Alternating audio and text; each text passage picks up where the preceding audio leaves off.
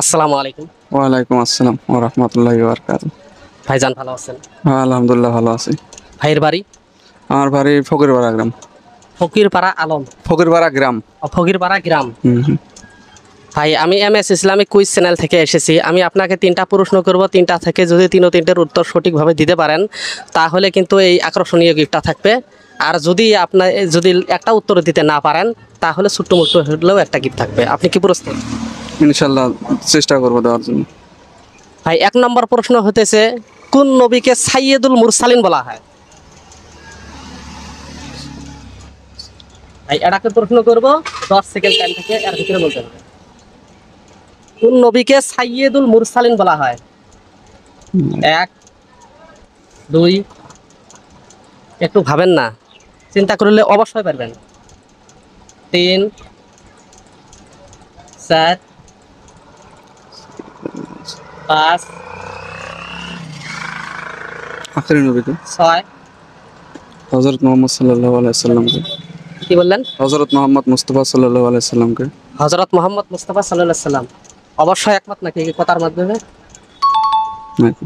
অবশ্যই উত্তর কিন্তু সঠিক হয়েছে। আমি 2 নম্বর প্রশ্ন করতেছি, সেটা হইতেছে হযরতে ইয়াকুব আলাইহিস সালামের দাদার নাম কি? তিনিও কিন্তু নবী। 1 2 3 4 5 6 7 8 9 10। ভাই আপনার টাইম কিন্তু শেষ হয়েছে। অবশ্যই আমি 3 নম্বর প্রশ্ন করতেছি, সেইটা হতেছে নবী করিম সাল্লাল্লাহু আলাইহি সাল্লামের কবর কে খনন করেছিল? 1 2 3 4 5 6 7। জিবরাইল আলাইহিস সালাম নাকি? না, হয়নি।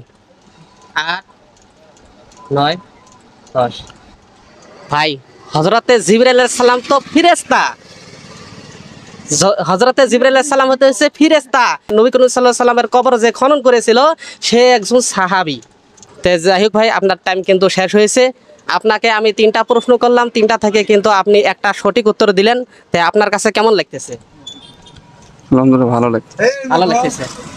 আপনাকে আমি বলেছিলাম যে 3টা প্রশ্ন করব, 3টা থেকে যদি তিনটের উত্তর সঠিক দিতে পারেন তাহলে কিন্তু ওই আকর্ষণীয় গিফটটা থাকবে। আর যদি উত্তর দিতে না পারেন তাহলে ছোট্ট মুট্টু একটা গিফট দেবো, হয় না নয়? সেই ছোট্ট গিফটটা আমি দিতেছি। ভাইজান অবশ্যই আপনি কি গিফট পায় খুশি? খুশি। অবশ্যই খুশি। অবশ্যই। হ্যাঁ। আসসালামু আলাইকুম। ওয়ালাইকুম আসসালাম।